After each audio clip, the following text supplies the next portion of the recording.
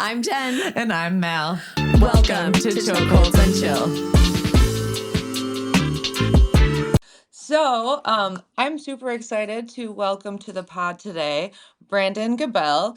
I had the pleasure of meeting him when I was in Amelia Island visiting my parents. He opened a gym there, and it was such a cool environment. And you're such a cool guy. So I'm very, very excited that you agreed to be on the pod and chat with us more. So welcome to Chokeholds and Chill, Brandon. Welcome. Oh, thank you so much. I appreciate all the kind words. Yeah, I mean, I really had such a good time dropping into your gym. You've got a really good environment in there, and you've got a good group of people. So I'm excited to visit more because my Yeah. parents live there. So I visit Yeah, quite we a had a lot of bit. fun. Yeah, we had a lot of fun. I'm a big fan of having visitors in to just hang out with us and enjoy our crazy club that we all found Yeah. and That's awesome. Yeah, and I rock that rash guard that I got there. It's like my favorite rash guard because it's nice. just such a sick design, and whenever I wear Cool. it, I get Yeah. compliments on it. So Awesome. Well, shout out to Vladislav, one of my students from Virginia Beach, Marico's Art. He does a bunch of art, digital art. He did all of our designs. He did our logo. He did all the designs on all of the rash guards. damn, well, So he shout out did to a good him. job. That's Yeah, really he's cool. he's on social media if anybody wants to go check Heck him out for yeah. sure. Heck yeah, we will plug him because like I love that rash guard. I think it is so cool. It's got a sick design. So he's talented. We'll give him a shout out. Yeah, awesome. Appreciate that for sure. You mentioned Virginia, or hmm Virginia Beach. So did you grow up in Virginia Beach? No, so I guess I should start where I grew up. I grew up in Central Florida in Winter Okay. Park. Apologize, there's the train behind me making a little bit of noise there. But yeah, We don't I care. grew up You're good. in Winter Park, just outside of Orlando, um, and lived there about 16 years, and grew up like playing soccer, and then did band, and did a bunch of various things. But I was always sort of like a little bit different of a kid. Like I just didn't really fit in with anybody. And then fast forward to I don't know 2010, no 2008 or so. I moved to Virginia Beach. Went to high school there for a little bit, then went to a boarding school just because I was having problems. And then I ended up graduating that with a graduating class of like all of three people Wow. from the woods of Dillwyn, Virginia, Wow. which is it's like literally the middle of nowhere in Virginia, the most central spot of Virginia. So that was definitely like an interesting experience. I kind of needed it. I needed a kick in the butt just to like get my thoughts together and all that. Yeah. Um, and then I left that after graduating that. I kind of did nothing for a little while in Virginia Beach, just kind of hung around. And then I found jiu-jitsu. What was it, 2012? Yeah, I think that's what I read in your So bio. 2012, yeah, 2012 is when I found jiu-jitsu. Um, and like I never really wrestled. I was actually kind of like a bit I wasn't a particularly tough kid, if you will. Yeah. So finding jujitsu. So when I was much younger, I think I did karate for like 2 weeks. And I think I got kicked or I felt weird or something, and like I cried and I quit. How old do you So think you were? oh man, I must have been six. Oh I don't know, yeah. 6 or 7. I don't. I'd have to ask my parents, but man, 6 or 7, something like that. So then I was just never really like. I was never a particularly tough kid. I wasn't exactly like interested in getting into a wrestling match with any of the kids. I was always a little bit smaller, so I just wasn't really interested in it. I'd rather run away from the problems than to Yeah. wrestle with the problems. What was your But dynamic like with your brothers? Because you're the middle of three brothers. yeah, Did you I guys like wrestle and stuff at home ever? yeah, kind of. I won't get into it very specifically, but we didn't have a great dynamic with the brothers growing Oh, up. okay. Like our older brother was kind of not particularly nice to us. And so my younger brother and I then found jujitsu, and we both got our black belts just because we were kind of sick of our older brother beating us up. Nice. And That's awesome. Vindication. yeah, exactly. So yeah, so Lance, my younger brother, is actually a black belt under Lucas Lepre in North Carolina as of last summer, I believe. Oh yeah, that's Congratulations so. to him. Yeah, that's awesome. So living in Virginia Beach, it was sort of like I was just kind of hanging out. We had been watching UFC a little bit here and there, and then this gym, Tidewater BJJ, decided to rent space from a yoga studio that my mom had been taking yoga at. And on their open mat, their first open mat, my mom had offered for me to just go and check it out. And I was 21 at the time and I had nothing better to do. So I went and checked it out. And that was, however, 14 years ago, 13, 14 years ago. Nice. And I What just was it committed to that? it like Yeah. 5 days a week. Wow. So you just went head first all in? Yeah, I had to. I had nothing else going on, Yes. and I kind of didn't want.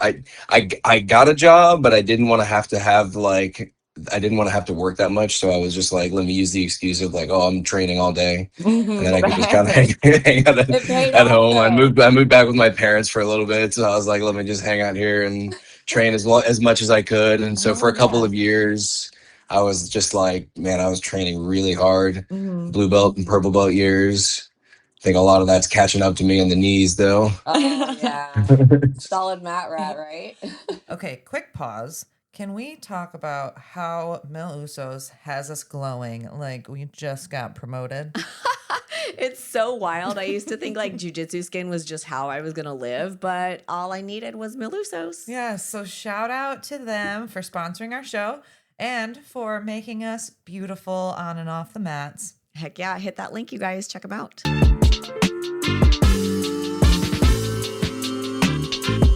What was it about that first day, those first couple days that you were like, oh fuck yeah, I'm all in?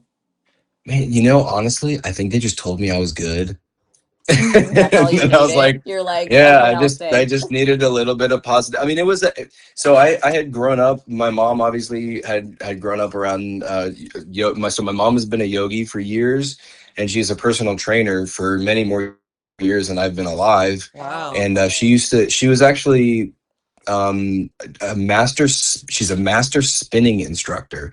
So the indoor cycling company Spinning around back in the 90s when they were like creating that, and she would go to seminars. So I've kind of been around just like athletics my whole life and playing soccer, and I basically been able to do a handstand since I was like 6. Yeah. That's awesome. So I guess I just I'm really lucky that I'm just able to like do that kind of like athletic endeavors. I had always been encouraged to try out like Cirque du Soleil. My parents had always said that I would belong in the circus. That's so cool. No, I want to do all So of these things. so there were a lot of those kind of things, but I never really had committed to like the gymnastics side of it. And Yeah. then when when I was 21, I found this group of guys that were hanging out doing jujitsu, and they just were very encouraging of me. That's And I life enjoyed it. I changer. enjoyed it a lot. I enjoyed wrestling and sweating, and then everyone was like, "Man, you're pretty good at this." And at the end of it, working really hard, they were like, "Yeah, you got something here." And then I just never stopped. That's awesome. Do you feel like you And had now I like get to tell people. Now I get to be on the flip side of that and encourage newer people. Like, hey, man, you got something here. Just keep Mhm. going. Yeah. Would you say like what were the biggest struggles early on, like being somebody without any previous like wrestling or grappling experience? I think for me, definitely like the toughness aspect of it. Mhm. Like I grew up fairly privileged. My dad's in the medical field, so I grew up like I could kind of run away from my problems and it was fine. I Yeah. didn't, so I wouldn't say I was coddled as a kid, but I definitely didn't have like a tough upbringing where I would get into fights, and like I wasn't very natural to just be like, all right, I'm ready to like wrestle hard. And so I sort Mhm. of had to like force myself to figure like to get tough. Yeah. And I've dealt with injuries, and that's that's one of my one of the hangups for me is just being injured, just because I forced myself to get tough, and unfortunately part of that is like my knees hurt and my elbows hurt, and Yes. you know, Yeah. It just so goes alongside with it. Yeah, it's a journey. So you started in 2012 and then you got your blue belt in 2014. yeah, And about 2 years, yeah, about a year and a half to 2 years, something like that. and it was around this time that you started teaching? Yeah, so actually I had started teaching prior to that as a lifeguard. So I had worked as a lifeguard for years, and I started working with kids, and that was where I figured out that I could that I was actually fairly good with kids. And so I was able to transition that to teaching as a blue belt at my first gym. And that was sort of the way I could pay my dues instead of having to be a broke kid not able to afford Yes. the Yeah. monthly membership at a gym because I just didn't have a job. Or I Right. You did, get to but I teach the but I kids didn't want to spend class. the money. Hey, it's What a was that? great trade-off. It's a I think great it's a trade. great Yeah, trade. no, it was worth it for me. But the truth is looking back at it, if I needed to get a job to work for it, and or have the budget to have the extra money, I would have made it work, because Yeah. Mhm. it became very much a part of my life very quickly. Yeah. Mhm. What would you say that like the thing that drew you to it most? When you go and you stay, like there's something that keeps bringing you back. And if you're going to get a job and change your entire life, should it come to that, to make it work, what was it that was making it like that great for you? I think it was just I think a big part of it was something that I could just connect to. Yeah. Mhm. Like, obviously the physical aspect of it was amazing. I really enjoyed wrestling and doing well, and going against guys who were like tougher than me. I knew they were tougher than me, but being able to like outclass them technically, Yeah. and start to feel better about how that was going. And then just being able to commit to something like that for so long, it just Mhm. felt like I hadn't really ever committed like that to anything. Mhm. Yeah. And so I think that was part of it. Like, I know it's sort of like a self-sustaining thing, but like once I committed to it, it felt like it was just gonna, like, I couldn't stop. Yeah. Mhm. Like, it was obviously there was the physical aspect of it, the camaraderie, Mhm. um, just being able to like not get yelled at to like push myself to go hard like a drill sergeant, but like to be able to be in a room where like everybody's pushing themselves hard, and you can kind Yeah. of Yeah. go as hard as you want, or not go that hard. And I was able to go fairly hard for a lot of years. Mhm. Would you say that the physicality of being, your a handstand is extremely strong, being able to do that kind of stuff. So you may have thought yourself as like weak, like you didn't, fight people, but those are really athletic aspects of a body to be able to Sure, hold sure. yourself. It would that was that extremely helpful too, just coming into Yeah, jiu-jitsu and being able to absolutely. use that Yeah. muscle. Yeah. I mean, I play a very like athletic style of jiu-jitsu. Like, Uh-huh. I like to like if I'm passing, it's a dynamic passing style. I'm usually going to try to like go over and like not necessarily cartwheel pass every time, but like there's a lot of aspects of athleticism that I definitely utilize in my game. It's not just Yeah. like, so, I mean, as you guys know, as practitioners of jiu-jitsu, there are different ways to play your game of jiu-jitsu, and Mhm. everybody has a different style of jiu-jitsu based on how they're like that works best for their body types. Yes. So like big strong wrestlers, they want to be on top, and they use pressure passing and heavy pressure, and for me, I'm a smaller guy, but I can take advantage of the fact that I can move quickly. I can go upside down. I'm fairly flexible, and Yeah. This I sounds like can get into my these little jiu-jitsu spots. style. And what was that? I said that sounds very much like my Yeah. style. I think it'd be super I fun to feel roll with you. I feel like you Yeah, would have a lot of fun rolling with Jen and Jesse, her husband, are both brown belts, and they're both the most fun people to roll with. So like yeah, You say that I every can absolutely. see it. day, but Maybe not last night. That wasn't fun. No.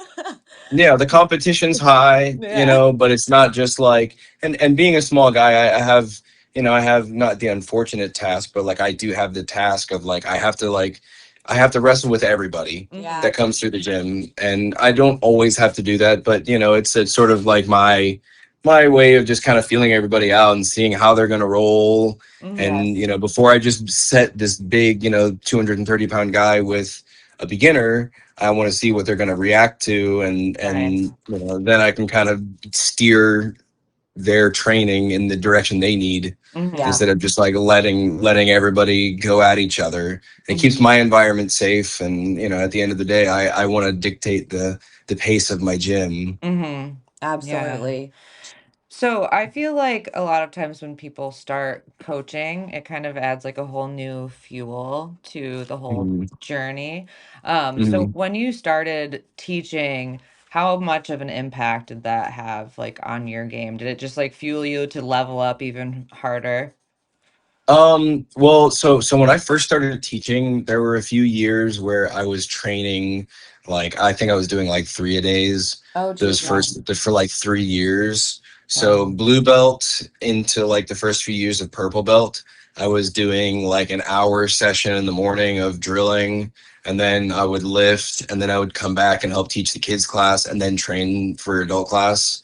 So man, those Wow. years, it's hard to say which part of that was the most like influential part on me. Yeah. Just like the hard drilling, like every day, you know, 5 days a week, 1 hour drilling in the morning, um, and still going and lifting and doing cardio, and Yeah. um, That's a lot. you know, there's a lot to it. That was also like my formative years of teaching and learning how to teach these skills that I'm learning. Mm-hmm. So they were all definitely important early on. I really think that, and I always recommend teaching to anybody, because it helps you, especially kids, to be Yeah. able to break down the simplicity of things and really like understand just the simplest version of what you're doing, so you can teach it to like a 7-year-old. Yeah. Yeah. And that really helped me understand how important, like for me at least, teaching was to my own growth and working with kids. And that was something that definitely stuck with me as like as an important factor of my early growth, for sure. Mm-hmm. Learning how to navigate, how to translate what this black belt just taught me as a blue belt, Mm-hmm. and translate that to a kid Yeah. at, you know, 7 years old. Yeah. Just break it down to the most basic, fewest words possible, right? Yeah. So then moving through your jujitsu career, getting to the purple belt, I feel like that's such a big like feat. It's like kind of in the I middle. hated it. Yeah. I hate it so far. No, it's the That is worst. that is No. like the big stepping stone. That's what they Yeah. say. Like, you get your blue belt and then you quit because you've done enough. You Mm-hmm. know, like you're statistically more advanced than a majority of the people in the world now. Like Mm-hmm. Right. that's great. You know how to kind of handle yourself. That's great. And then people are like, "Oh yeah, my knees hurt. I don't feel like doing that anymore." Right, right, So, right. and I Yeah. get it. I I can't get it listen. I all. can't be mad about it. Yeah. And then there's the other side of it where you're like just crazy enough to be like, I will keep going, Yeah. even though I'm continuing to lose, and I will just Yes. keep going. So yeah, purple belt. Getting to your purple belt means that you've sort of, you know, persevered through that point of like, well, you could quit or you could be serious about it, and then Mm-hmm. Yeah. yeah. So at this point, when you get your purple belt, are you still training at the gym that you started at? Yeah, I trained at Tidewater for about 5.5 years. So I was a purple belt there for it would have been like 3 years, Mm-hmm. something like that, or 2 years, something like that. Okay. And then I ended up going over to I went to an open mat at Diego's with one of my buddies, Craig, and him and Daniel, they were just so welcoming to me, and I think I just needed a change of pace. Mm-hmm. I was teaching a lot, and I was still I was a purple belt with a lot of experience, but like I felt like I needed a little bit more Yeah. instruction and a little bit more push to compete, and a little bit more. I'm not really sure what I needed, but I needed something more, and Diego just offered all of that. And it was a pretty easy transition. Actually, it wasn't an easy transition. I lied. Scratch that. It was a tough transition because I had established myself at my first gym for 5.5 years. I was Yeah. a big part of helping with the kids program, and I really didn't want to leave on bad terms with them, but like there were some personal things that I just wasn't, I wanted to move on for personal reasons. Sure. Yeah. And there were some harsh feelings about it, and I just said it is what it is. It's my life that I have to live, and this isn't Yeah. this isn't my gym. I'm not an owner at this gym, and so I needed something more. I needed a little bit more experience before I got the job. Is what I was feeling like. I like that. So, and I went and I was able to train under Diego for a little bit, and I got my brown belt about 5.5 years in. And then I ended up shortly after that getting the job. I actually broke my foot at Diego's. Oh no. And then shortly after that, I got the job at the UFC gym teaching jiu-jitsu. Nice. And the funniest story about that is that when I went there to go interview for the job, I was still in my boot from breaking my foot. So I walked in with this boot and crutches, and I was like, "Hey, I'm gonna teach you guys jujitsu," and they kind of like looked at me crazy. And like I remember my first month, like I was showing takedowns, like single legs, and I would just like put my foot up, and like the people, like the students, they were like, "Are you sure you're okay to do this?" And I'm like, "Yeah, yeah, yeah, yeah, we'll be all right." It's fine. So that was, yeah, I was like, it's fine. I'll be all right. So I was there for like 3 years, and I grew a program. I took over for another one of the guys there, Alex, who just got his second degree under Diego. I took over for him at the UFC gym in Virginia Beach, and he went over to UFC gym in Norfolk, and then we both grew our separate programs for a few years. And then we both separately, he moved away, and I moved away. I think he opened his gym first and just celebrated 3 years. And then I'm about to celebrate 3 years in May, Nice. down here in Florida. So we Good both ended work. up sort of getting out at the right time from the UFC gyms. They both went under. Oh no. I wasn't aware of that. I have some Yeah, friends they that's going both. over It there. seems like a lot of with COVID, a lot of the UFC gyms ended up not doing so well. That makes sense. So that was unfortunate. But I can tell you, so during COVID, Virginia Beach shut down, but I was able to procure a few like puzzle board mats Yes. and throw those in my apartment. And I was on the fourth floor, and I had a handful of the guys from the UFC gym and a few of the women come out as well. I don't remember who ended up coming out a Nice. couple of times to my apartment to beat each other up and piss off the downstairs The neighbors neighbors hate a you. little bit too late. You know what? You gotta do what you gotta do sometimes. Especially and during and the it felt COVID. My bad God. because one of the times, like, we knew we were being loud, and we just kind of forgot that it was a little bit late, and the guy came up and he was like, "What the hell are you guys doing up here?" That's hilarious. You're like, nothing, So nothing at all. Nothing to see yeah. here. This is my apartment. You're not safe. Yeah, exactly. So I had to cut that. Before I got anybody in trouble there. Yeah. Oh, that's too funny. So at what point did you know that you were like eventually going to open your own gym? Because you've been open for 3 years now. Was that like always ultimately a goal? I think I had thought about it for years. I wasn't a particularly good student, so it took me a long time to just get like a 2-year college degree. So I Yeah. didn't exactly have like a bright and shining career in anything looming above me. And so I'd always thought, you know, well, maybe I can commit to like something like this because I had been doing it for a while. Yeah. And I think that I had always loved teaching, and as soon as I got the job in the UFC gym, I was like, yeah, I think I can definitely learn how to do this and Mm-hmm. learn how to like create a program and have this interaction. Yeah. And definitely, when we moved down here. So I worked in the meat department at a grocery store for a while, and I wasn't super interested in like staying working at a grocery store.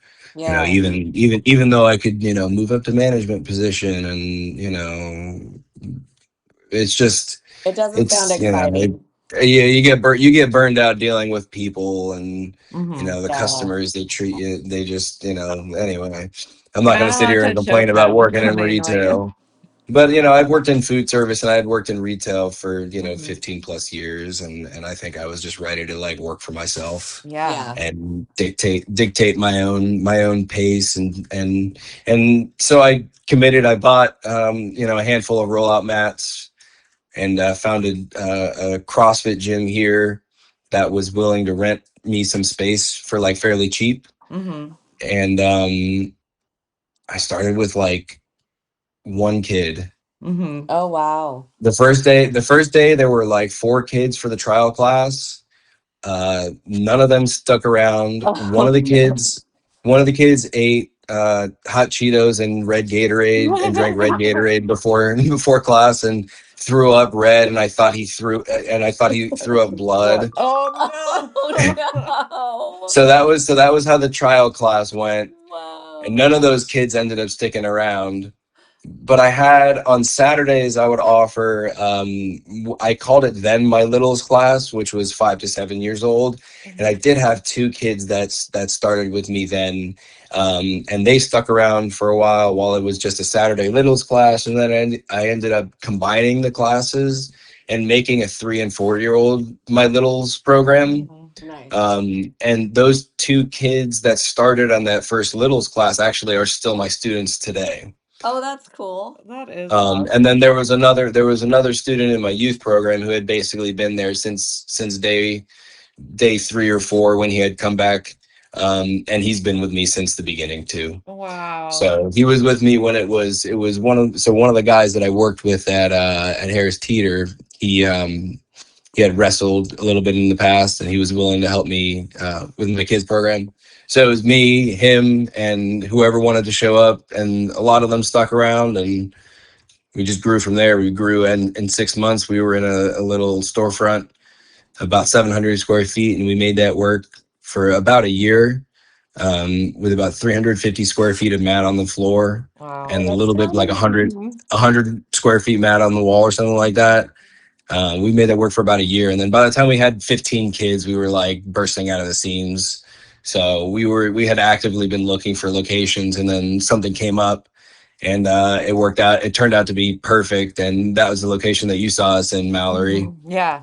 So It's really that nice. I know that my parents go to that place next door Aloha a lot. Bagels, yeah, they've been there for a lot of years. Yeah, So it works so out for us selfishly that they're super popular. yeah, no, I mean, because I went there before you guys were, were had that location. So I remember when like I don't know, signs must have been going up or something because my mom was like, "There's a new jujitsu Your mom town." thinks you're gonna move down there. I know my mom Mhm. like would if I moved to Florida, she'd be so happy. But she's like, "There's a new jujitsu gym here. You have to go when you come visit." I'm like, "Okay, yeah, definitely." Mhm. So it definitely is. It is a really cool location. So, Sounds yeah, like you scored there. congrats on that. Like, so you've been Yeah, at thank that you. location for how long now? November of so November was 1 year. We Okay. have 2 more years. So this November we'll have one more year on the lease. So we have a year, and we have like 19 months, something like that, whatever that works Mhm. out to. Yeah. Are you hoping to grow out of this space too and keep Yeah. expanding? So I mean, it's tough because rent's so high, on Yeah. the island. But we're up to like 45 kids or Oh, 50 kids with Oh, both that's programs. So awesome. it's kind of hard to, without a bigger location, it would be hard for me to grow too much bigger. right. Yeah. Just it's sort of hard to add classes during different days. Like you sort of have to listen to the market a little bit. You can only Mhm. offer classes when people are willing to go to classes. You can Mhm. try to add classes, and people will show up or they won't show up. So you can add. I'm still testing other class times and trying to add some other stuff so I can sort of balance the attendance. Yeah. But we've had 30 kids in one class. That's the highest we've had so far, 30 Holy kids. We've cow. had that a few times. That's I'd like to rough. break that. I'd like to have like 50 kids in one class. Then I would be super happy with that. That would be awesome. But yeah, so we had thought about, what are our options? We could look into other locations, but everything's expensive, with how the economy is. And yeah, so it would be a commitment. I don't know that I'm ready to leave. The location's perfect. Maybe we Mhm. want to expand the location. That would be another option too, but that would be complicated and involve Yeah. a lot of other things as well. So I don't know. We're looking around. We have our realtors looking around and seeing Hmm. what the options are and sending us options. So it'll work for us for now. If I had a morning class, then maybe, but there's so many things that we can do. Hmm. Yeah. And, so we're always open to adding another year on the lease just to stick Yeah. around for another year. And so we'll see what See our what our options happens. are. Yeah, and Yeah. the class that I dropped into, it was a pretty good size adults Oh, class. that's Yeah. cool. Yeah, we've So, had a pretty consistent adult program. We've had like 10 or 10 plus people in class pretty consistently. hmm When we first started, it was like between 2 and 4, and then it Yeah. was, we've had 6 or 8, but now we're having like 10 pretty consistently, 10 to 15. So That's good. yeah, there was definitely more like towards 15 when I was there, I think. yeah, It was a good sized class. I dropped in on a oh good yeah, night. oh yeah.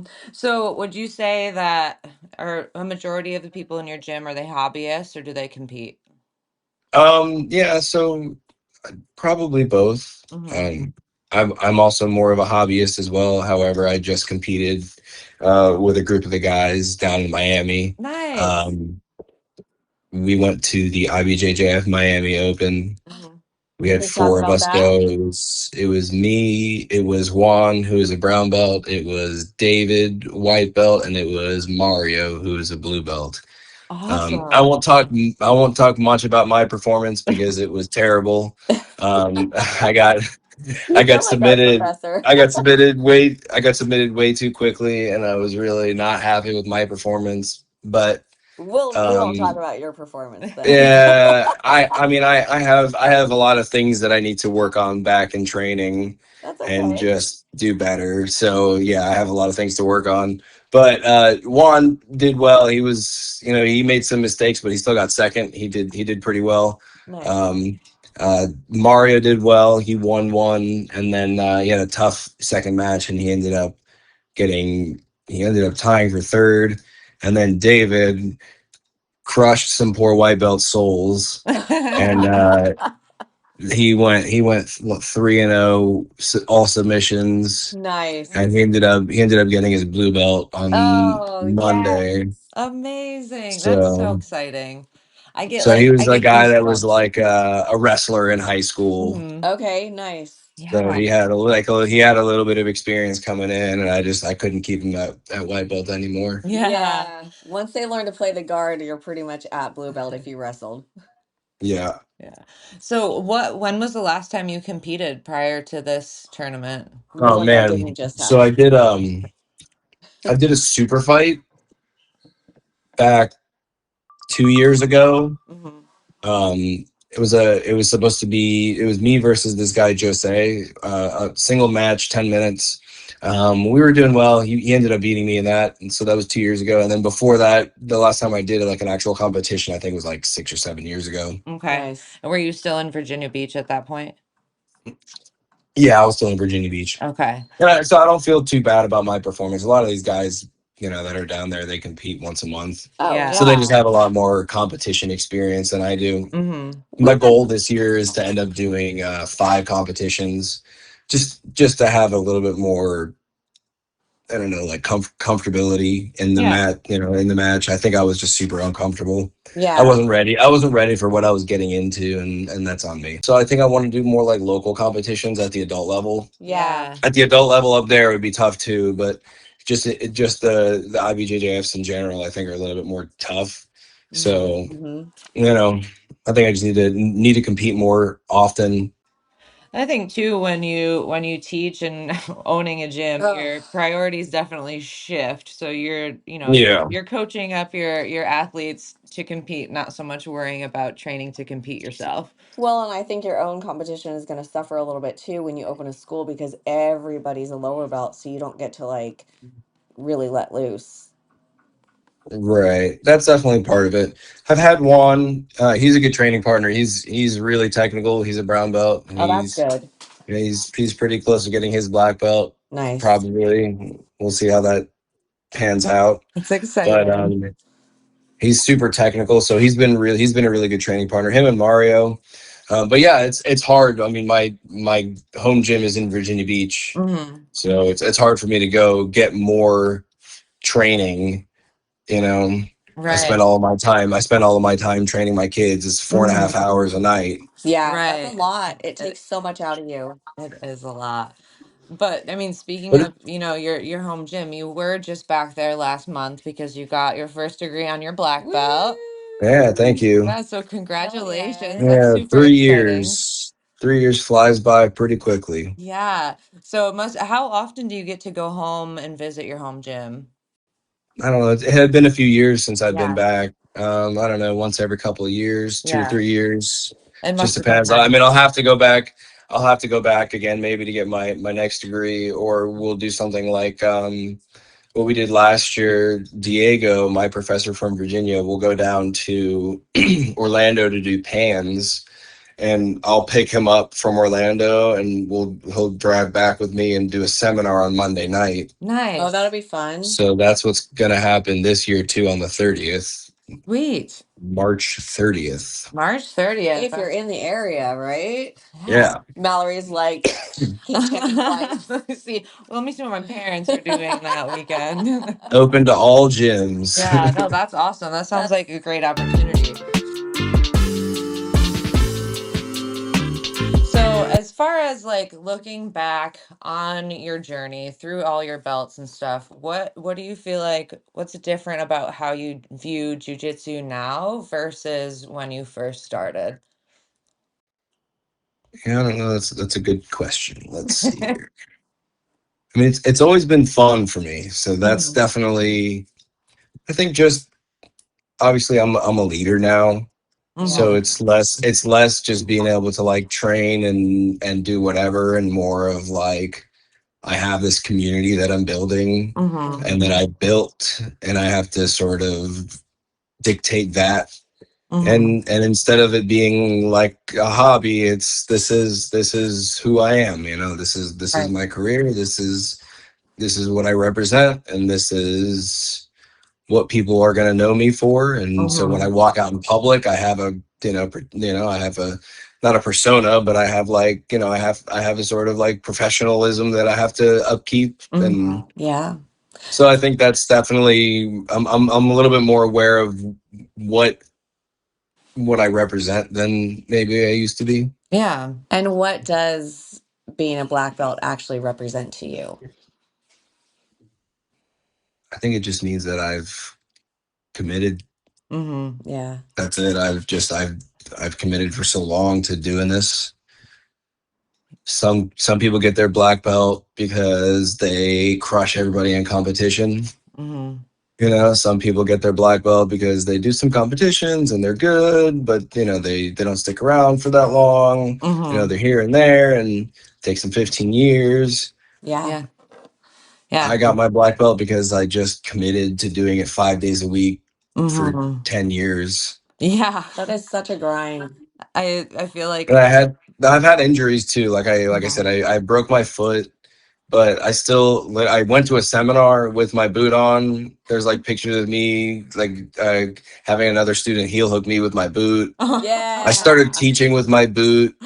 That's Like awesome. I had a knee surgery, and so the way that affected me was I used to do a lot of barambolos, but I Hmm. would go to the right, and I Mhm. had knee surgery on my right knee, so now I did all my barambolos to the left because it I was more love it. comfortable to drill that way. Mhm. So just like the commitment and the Yeah. perseverance. Mhm. just going through all that. I broke my leg really badly as a brown belt Holy teaching shit. at the UFC gym. I was so, like I said, I'm a smaller guy. You saw me. I'm about 150, ish pounds. I'm like in the mid 150s. Okay. I just cut Perfect down. for I me. just cut Perfect down training from partner for Miami. me. What was that? I said perfect training partner for me. Yeah, I just cut down to 150 basically because I had to be Yeah. 154 and a half in my gi for Miami. Yeah. So that's a little bit lower than what I really wanted to be. But what was that? What was the point of what I was saying? Sorry. No, you were talking about how you broke your leg. Oh yeah. So I was going against a guy who was like maybe 220 pounds. Ooh. And we were just wrestling, and he ended up chopping my leg from behind with like his full body weight. Oh. And it was bad. It was a fibular impact where he broke the fibula when upon impact, and then we fell and like Oh. twisted my foot. So the Oh. tibia ended up with a spiral fracture. Oh. I went to the hospital that night. It was on a Wednesday, and they couldn't do the surgery for me until Monday morning. So they said, "Here's some drugs. Have a Oh nice my. weekend. We'll see you Monday morning." Holy So shit. I was just like laid out on a couch for the whole weekend until I could have surgery to put a rod in my leg on Monday. Jeez. Oh my God. What a shit That's weekend. yeah, So I've that's been dealing with wild. that. I've been dealing with that for I don't know like 5 years now. I have a rod still in there. It's not the best. Fortunately I've been able to like get back and train, but it's that's been a tough road Yeah. coming back from that thing. Used to do a lot of leg locks, not so much anymore. No. I Does think it like zing if someone touches it? No, We had a guy in our gym that had I like a mean, rod in his arm and you couldn't touch it. He would just tap because it like sent this like shock through his arm. yeah, I mean, it just depends. There's the area where like the bone actually broke, you can feel it's still like not quite filled in. So if I Mm, get like if mm, there's like a shin to shin mm-mm. impact in a particular way, it definitely doesn't feel good. yeah. Oh, But it seems to be fine. The biggest problem is like the impact, like I can't run. Mm-hmm. oh I'm not, I'm wow. not, I'm not particularly good at running. I used to do some running, but like I just can't run these days. The Yeah. impact is just not good. So Mm-hmm. I do rowing for my cardio, Nice. which is fine. It's better for you anyway. Yeah, Yeah. for But sure. It's way more yeah, fun. it's hard to say. I mean, my foot definitely doesn't feel great. My Mm-hmm. leg doesn't feel great. Yeah.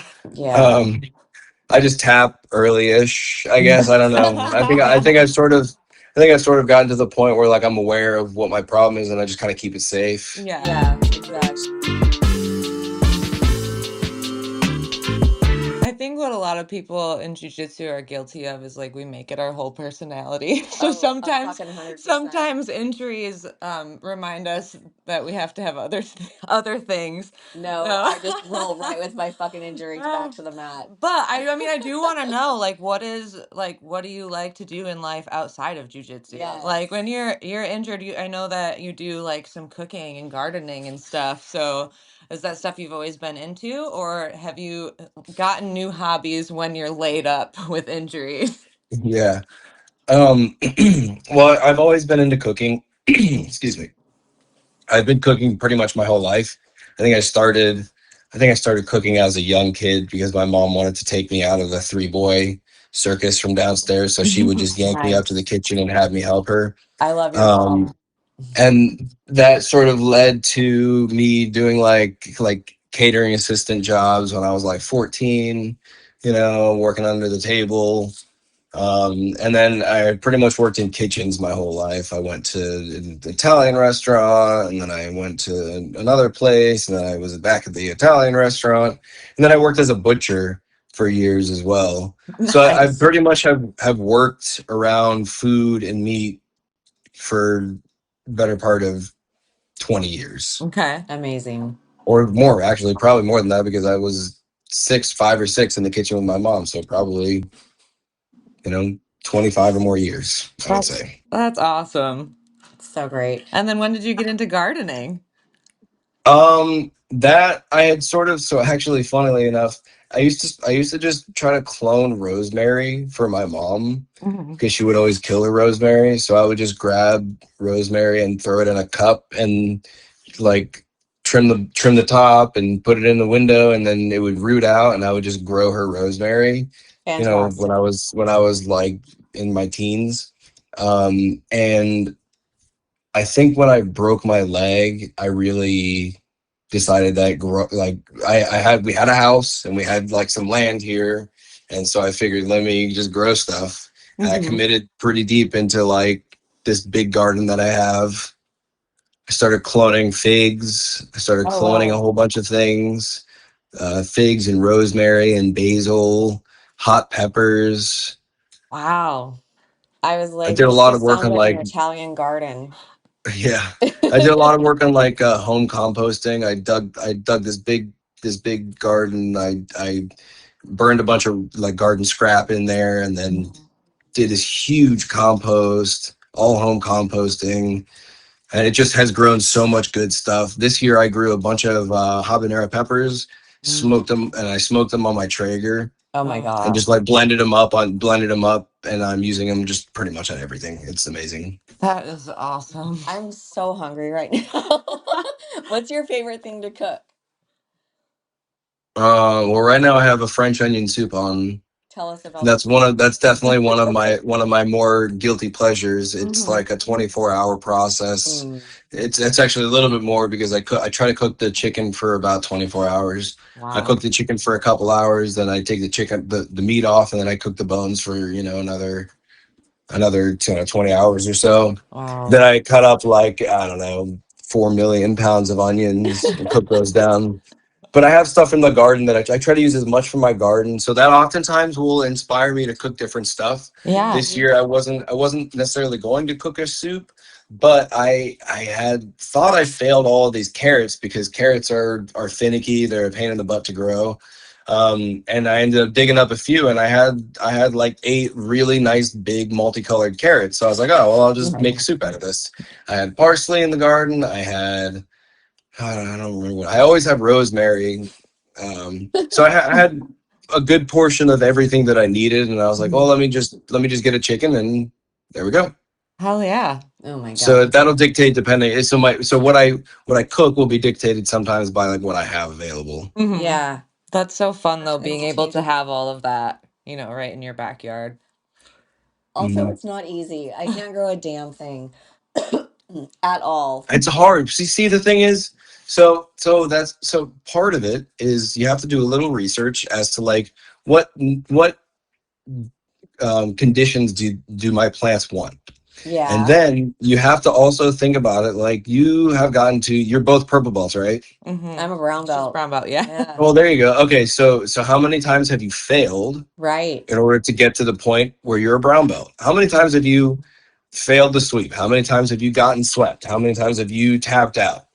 I have You have no, to there's consider so the many. ratio of how many times you've failed to how many times you succeeded. And Yes. what ends up happening is you kill 1,000 plants. Mm-hmm. If you want 12 nice plants that you know that are doing well, you have to kill 800 plants, whatever it ends up being. Mm-hmm. Yeah, that's such a So it's good just kind point. of the same idea. Yeah, that's a I'm gonna very take good, that into this yeah. spring. That's a very good parallel, jujitsu and It gardening. is. Yeah. It takes a lot of watering, a lot of love. Lots of care. Yeah. Mm, It Wow. does definitely takes patience. It Mm-hmm. definitely yeah. takes a lot of patience because sometimes you'll start a plant and you'll say, "Hey, this isn't going to do what I want it to do for 3 years." Mm-hmm. Right. I just It'll started a take 3 years plumeria. before it gets to the size. So a lot of figs are really great. Figs are really easy to clone, and within 1 year they'll start producing fruit. That's great, Yeah. but you might have like 3 good fruit. Mm-hmm. Right. So they'll continue to grow. By year 3, you're getting a decent amount of fruit off of it. Yeah.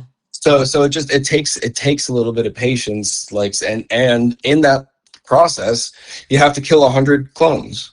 Mm-hmm. I like this perspective because I'm sitting here looking at last year's cilantro bush. That's the only thing that survived in the garden.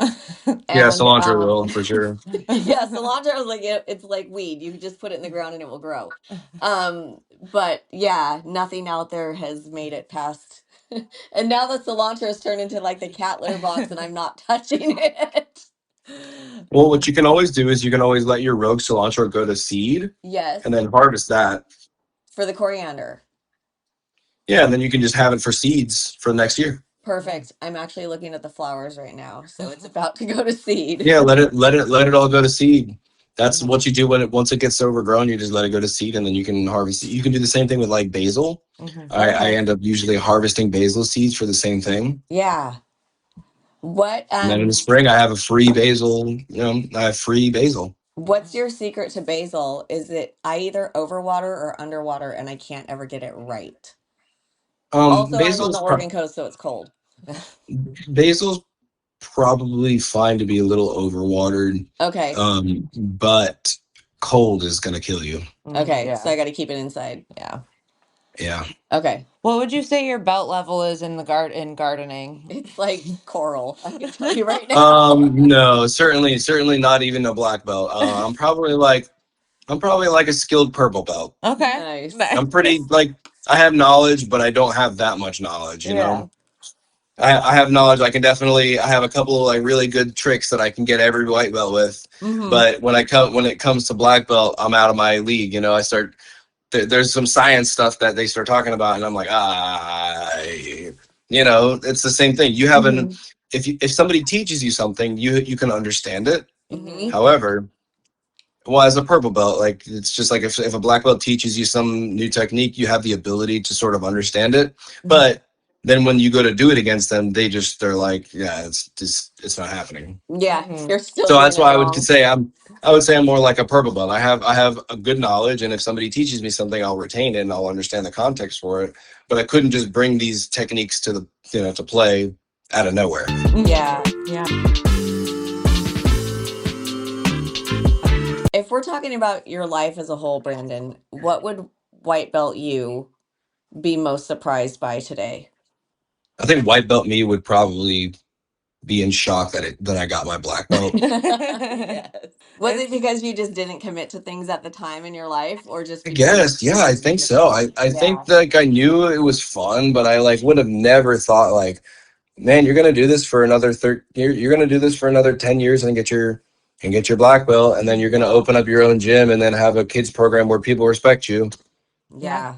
Like that's I think this like just being there is pretty wild to me. And I grew up being bullied, and so being able to be like, yeah, hey, you're gonna be the head guy at a gym and it's gonna be fun. Yeah. You said something right there that you said people will respect you. And it sounded Yeah. a little bit like maybe that's part of the surprise too, that you didn't expect that level of respect in your life for yourself. Yeah, I mean, grew up with like not a lot of self-esteem, so being able to get to the point where like I'm the head guy at a place and I Yeah. have this huge group of kids that I'm like, it's not just that people respect me because they bring their kids to me. It's like I'm super confident in what I'm providing to these kids is what they need. Yes. So it feels good to be respected for the amount of hard work that I put in and the amount of patience that I have with these kids. And I'm Yeah. really trying to I'm really trying to like help these kids and even adults. And like, man, I go hard with the adults and they're there to push me and the team that I've grown and, being able to like be the guy that I am. It's very fun. I can only say that it's a very fun life that I live. My job is jujitsu, and that to me is crazy. That's so Yeah. cool.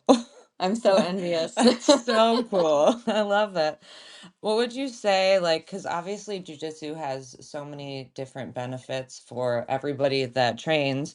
What would you say is like you're most proud to provide for your students, like specifically your kids?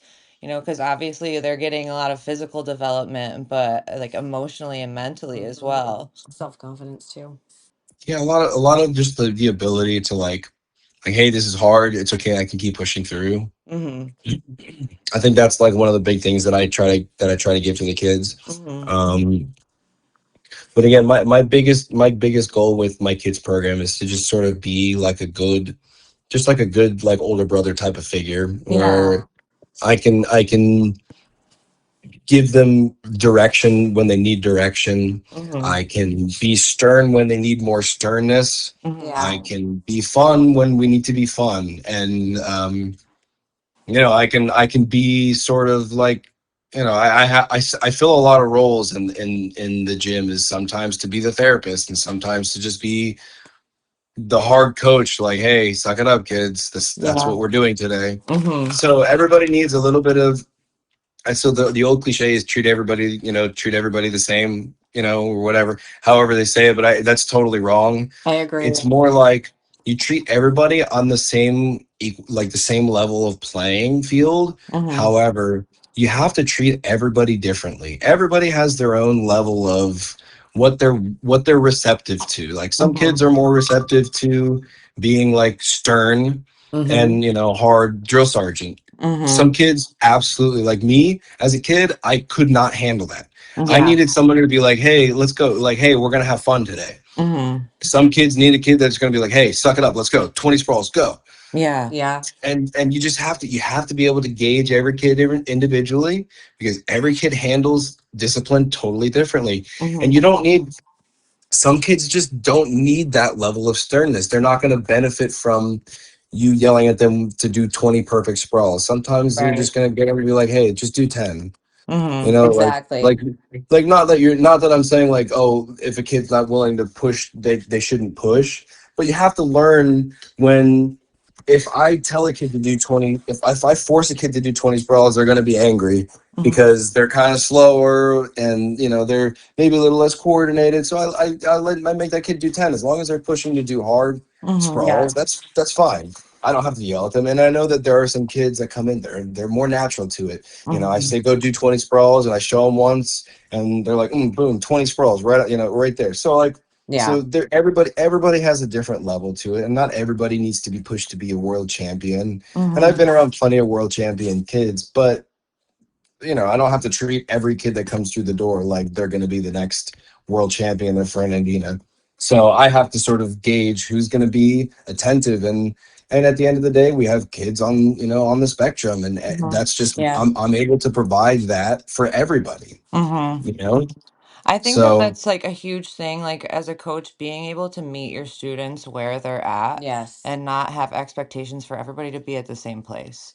And I think that you can tell with those kind of coaches and those kind of environments, like when you drop into a You gym can feel it. where you can feel the leadership meeting you where you're at versus walking into a gym where it's like just rigid, like drill sergeant, not, I like feel like I right, just thrive so much more in those environments, and I Yeah. feel like right, your gym like radiates that kind of vibe and environment. So, I mean, I cool, recommend everybody that's out that way to yeah. come visit you on the island because it is an awesome spot. Yeah, it sounds fabulous. And Yeah. we definitely, that is to also we also definitely have plenty of hard competition rounds, and like with myself going back to competition, Yeah. there will definitely be more of those as well. And Nice. as we continue to grow, I'll be adding more like kids competition classes and Yes. advanced classes.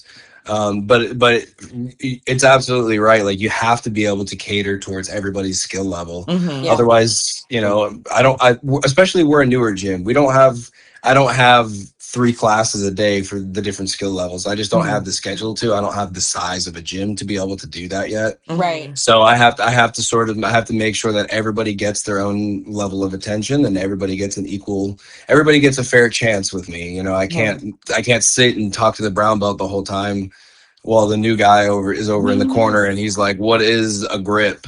Say it louder for the people in the back. That's my biggest pet peeve, is when somebody wants to cater to the higher belts and they leave the new people just stranded out there. Yeah. Yeah. Maybe one day I'll have a big enough gym that I can start ignoring white belts. No, I'm kidding. Our gym's not that big. But I just sometimes. enjoy it. I really enjoy being able to like show a technique and then somebody gets it and their own mind is blown because they're like, oh, I just did that thing. Yes. That thing that like, you know how it is. You go as a white belt against a black belt, and they're like toying with you. They hit these different techniques, and then they'll show that technique that night, and you still don't get it. Yeah. And then all of a sudden, one day, you're like, "Oh, I hit a scissor sweep on somebody! Wow!" Yes. Yeah. when it shows up, the training, all of a sudden you're like, oh shit, I did learn this. Yeah. Yeah, There was exactly. yeah, there was a grip break that you showed when I dropped in, and I had never seen it before. And it was like, just like I remember seeing the excitement that you were like, "Fuck yeah, something new!" Like it's like the excited coach. Like Yeah, it's just really fun to have those kinds of coaches that are just like pumped to see like things click or be able to share new yeah, things and new knowledge. So that's super fun. You can tell that you love what you do. yeah. I appreciate it. Yeah. It's been a long journey, and it's definitely been hard but good. Mm-hmm. Yeah. Sounds So we won't take too much more of your time, but we Sure, always like to wrap up with some rapid fire questions. Is that cool? sure. All right. So, gi or no gi? There was a time when no gi, but gi right now. Oh, All right. wow. What's your favorite submission to teach? I like the paper cutter, but the bow and arrow is a close bow and arrow or paper cutter. Okay. Those are Nice. both big ones. What do you feel like your hardest belt level was to get through? Probably brown because that's when I broke my leg. Yeah, that'll So do it. coming off of a broken leg was pretty tough. That'll do it. What's your go-to post-competition meal? Oh, do you want the actual hamburger? Yeah. Because it's a hamburger with bacon, fried onions, barbecue sauce, and a fried egg. Oh, that sounds That's what I fantastic. had. That's actually what I had, and sweet potato fries, and that's exactly what I had after this Mhm. past competition. Nice. As you should. Did you make it or did you go buy it? No, we went to a place, Nice. and it was like a highly reviewed place, and it took us 40 minutes to get our food in a small Okay. spot, and it was like not particularly worth the wait. Uh, But it was good. It was good for me though. I Right. needed it.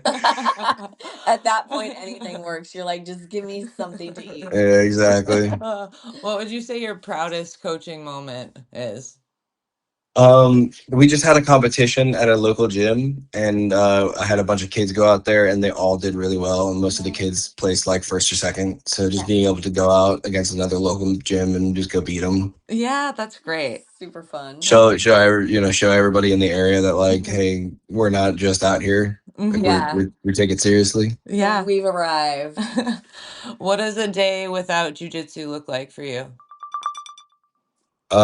Actually, today, Thursday, is my day off. I just kind of hang out. All So, right. I do work. No, I do work part time. I Mhm. go weld at a shop, so I do Oh, some cool. part time work. Cool. But yeah, oftentimes just hanging out with my kids here. We Mhm. hang out. How old is your kid? He's 2.5. He'll be Oh, 3 in August. So fun. he'll be in my class. He'll be in my Yeah. 3 and 4-year-old class soon. Yeah, That's going to be a new dynamic for you. Yeah, we'll see. that's gonna I think be I think the wife is. fun. I think Jess has offered to start coming and helping out with class once he starts coming. Oh, So that's that nice. that could go either way. So we'll see how Yeah. that goes. We've Oh. actually started doing that here is like if the parents train, they can come help up with the little kids class. And it's Hmm. been pretty good. Yeah, that's what I encourage. Yeah. A few of my kids coaches are also just parents of other kids who started training. Nice. And I was like, hey, after 2 months, I was like, hey, you can come hang out with the kids. Mm-hmm. They That's don't have to know. cool. They don't have to know that much. Like they just have to No. repeat what I say and then make sure the kids are all doing what they were told, and that's it. Mm-hmm. Most of the So time Yeah. so it's teaching like, kids early on is pretty easy. Yeah. yeah. It's always just like stop touching them or that's not the drill or hold on. Yeah, We're starting in mount, not close guard. Like yeah, exactly. Uh, But I usually try to do it. So I usually try to phrase everything like a question, so that way they can answer it themselves nice. instead of just being like, go to close guard, go to this, go to this, because they get confused. Yeah. They hear a word and they don't know where to go. So I'll show them once or twice, and then I usually am saying like, where do our hands go for side control? Right. Where do our knees go for where's our posture? What are we doing with our hands right now? Yeah. And then they have to say, oh, what am I doing with my hands right now? So if you pose everything as a question, it engages kids a little bit more. yeah. I love that. So it totally engages them more too. I will So definitely incorporate that Yeah, more. that's if you awesome. get them to if you get them to answer the question of where do our hands go, then they go, oh yeah, that's right, Yeah. Mhm. my hands go here. And then eventually you'll say, where do your hands go? And they say, oh right. And then you say, I know you know where your hands go. You're just not Yeah. paying attention this time. Yeah, yeah. That's the best part when you're like, no, I just saw you do it. You're dismissing it. But yeah, I think Yeah. just like reinforcing problem solving skills Yeah. for kids to Yeah, be as long as able. they know, as long as they've been taught something, Mhm. and then you just ask them the questions, then they're reaching back into their memory banks, and it further establishes like how well it stays in their memory. Mhm. I love Yeah. that. So besides better jujitsu, what's one thing that you hope all of your students that walk into your school leave with? Um, well, I guess it would be different from like visitors to regulars, but Mhm. really everybody, I hope everybody comes and has fun Mhm. and Yeah. appreciates the environment that we have there.